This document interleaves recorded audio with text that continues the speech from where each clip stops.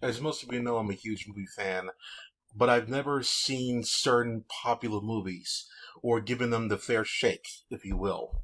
I did see Batman Begins back in the day, but I remember not liking it. That's why I didn't see The Dark Knight Returns with the Joker, Heath Ledger. I never saw that one. So there's certain movies because of audience disdain of it.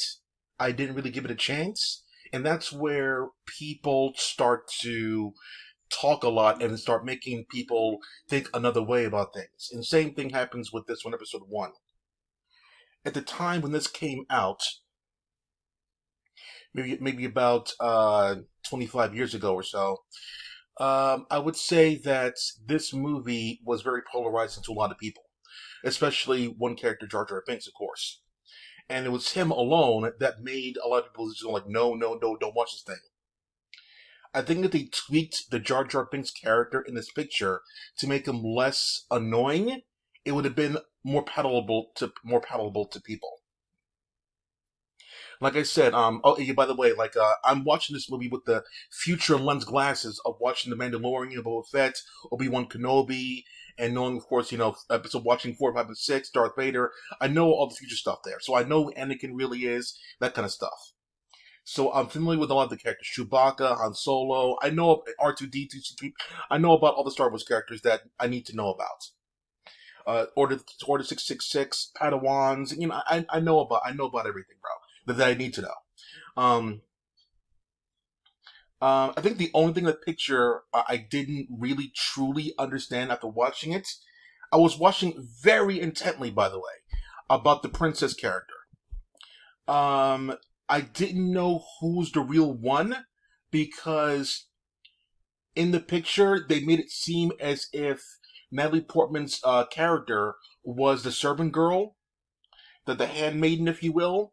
And then later on in the picture there, it was a ruse, and the handmaiden is actually the princess. And the one in the makeup is actually a decoy. And then later on in the picture, that decoy, one in the paint there, was giving the orders while the handmaiden girl was right there as well. So I'm like, what? Like, who and what? Does everybody know that the princess is really not the princess? Like, I don't. I just didn't understand that part. Everything else I understood in the picture. Maybe not the part during the pod racing thing when he did the whole when the bad guy tweaked the car and nobody in the entire arena and the race nobody saw him do that. Sure. Uh, but for the most part, the question he's not the eyes when it comes to the question of the characters. So I was very impressed with the storytelling. Side note fact, I did see two other movies before I saw this one, and both movies kind of made me nod off. Even though they were good pictures by themselves, I just wasn't really invested in them because the storytelling wasn't really on par when it comes to how strong it was. I saw Mobile Suit Gundam Seed Freedom, and I saw Mars Effect. It's a French animated movie. Both movies were good in their own rights, but nothing intrigued me like this movie did. Like I said, I was kind of annoyed by Jar Jar Binks rolling my eyes in the air there, but the story with Anakin and Obi Wan and Kwai Lang, I think his name is Kwai Lang. Yeah, his character arc was really intriguing to me. The princess storyline was really good as well. So like I was very intrigued by the whole thing about the slavery thing and freeing people, that kind of stuff. So I was intrigued by the story concept of the movie. So yeah, I had no issues with the storytelling in the picture at all. Like Jar Jar Binks' character, like it could have been like another character that he saved and took him to another city, but it is what it is. There. I know. Thinking about it when I was on the way home, I thought about why uh, Jar Jar Binks needed to be in the movie. It was he was an important character because it led them to certain events across the city. So a character like that needed to be in the picture, but it didn't have to be so annoying. But during like the food scene with the tongue thing, I'm like, okay, whatever. I'm not laughing at a single thing, but it is what it is with that. But the whole thing with Anakin being like a prodigy and him having like a high quote unquote power level, if you will, was intriguing to me. And like who he becomes, that kind of stuff. Because I think everyone who's watching knows who Anakin becomes in the future. So I was intrigued by that one, like to see the origin of the Darth Vader character and what the council thinks of seeing someone like that amongst themselves. So I was intrigued to see like what they do about that, how a cute little nice little boy like that turns into like someone totally evil. So I was intrigued by that as well. In the first picture, in case you didn't know, like yeah, it does not happen that way. The boy stays like good, nice, and everything all the way to the entire picture. I may have to see episode two when I get home today from work. So because episode two is not going to be coming out like in the theaters anytime soon. So like I really did pay attention to episodes 1, 2, and 3 when it came out in the first time. But 4, 5, 6, I definitely remember. It was very good pictures. But 1, 2, 3 didn't really pay attention to those movies. So let's talk about the 40X part of the movie itself. 40X, it will only be in theaters for the next couple of days. It'll still be in theaters. This movie will be, but not 40X. Let's make way for Planet of the Apes. So the 40X thing was fucking amazing, bro. The pod racing part, especially, which I knew would be good, especially good, bro. Holy crap! It felt like I was in the cockpit itself. I mean, like the seats were moving, the camera was moving on screen, was tilting on screen. The wind was blowing in my face. Like there was, I think, was there water splashing in there? I don't think it was water splashing, but like the the the the bolts flying in the air, the crashing to each other's cars. I mean, like, holy crap. It was so fucking cool in the 4DX, man. I feel real bad if you don't know about 4DX in this fucking movie, there. It was a long sequence, which is really good for car racing scenes as well. I mean, like, the seats were shaking up and down. And in my 4DX theater, I think there was like a malfunction or whatever, but like, it actually enhanced the experience. There was sometimes randomly in my theater that like a loud creak sound, like blook, blook, like out of nowhere, would make its way into the theater itself. There, it enhanced the experience because those cars in the movie look like they're about to like fucking like keel over. So it worked out well. It worked out well. It sounded great in the theater.